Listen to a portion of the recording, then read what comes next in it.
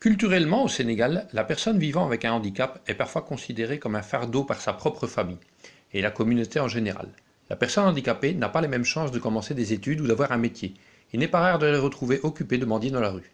Dans la commune de Pikine à Dakar, l'Association pour les personnes vivant avec un handicap, APVH, lutte contre ces inégalités et mise sur l'intégration.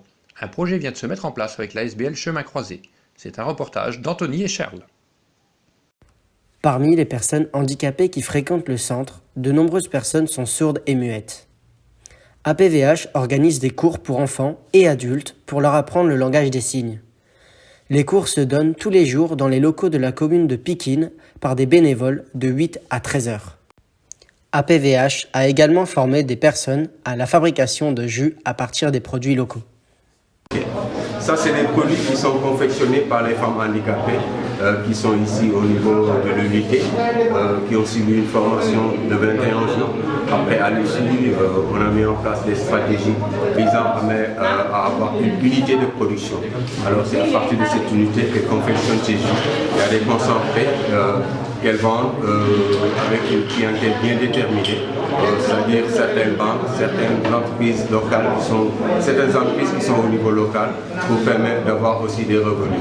Maintenant, quand quelqu'un fait une commande, on aura la commande, ensuite on leur livre le produit pour ensuite après être payé. Et je crois que c'est une bonne initiative qui permet à ces femmes handicapées de pouvoir disposer de revenus. Car la plupart elles restent chez elles, elles ne menent aucune activité, mais à partir de cette activité, elles commencent à s'insérer et vraiment générer des revenus. Chaque mois, on produit 100 ou 120 bouteilles. Mais les bouteilles de 100 francs, on produit ça chaque vendredi. Chaque semaine, on peut produire 200, 150, ça dépend. On peut même trouver une commande de mariage ou bien cérémonie.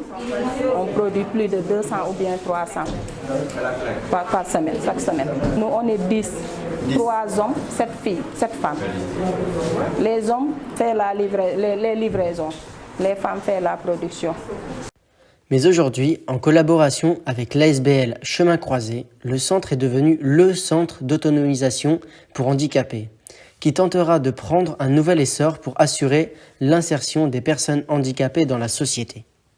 Du matériel a été acheté et des femmes viendront suivre des formations à la transformation des céréales ou jus de fruits. Les formations seront données par des femmes handicapées qui y travaillent. D'autres formations ont déjà débuté dans le domaine de la couture et de l'informatique. Les handicapés qui auront suivi ces formations auront les compétences nécessaires pour trouver de petits boulots ou vendre leurs propres produits sur les nombreux marchés locaux. L'inauguration s'est terminée par une réception où les représentants des différents partis ont pu prendre la parole. De nombreux parents étaient également présents avec leurs enfants.